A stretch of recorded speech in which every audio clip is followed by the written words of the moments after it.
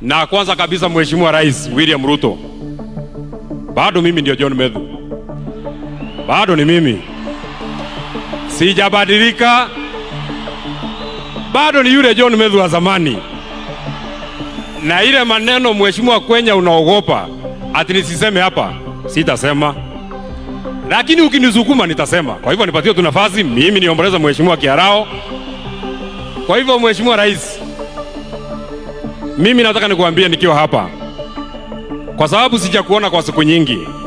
Kwanza nikuambie mimi kama John Medhu, an adult of sound mind, senator wa kaunti ya Nyandarua, mimi ninakuheshimu sana, na kuheshimu kama rais wa Jamhuri ya Kenya, na kuheshimu kama amiri jeshi mkuu, na kuheshimu kama mzazi, kwa sababu watoto yako ni warika yangu.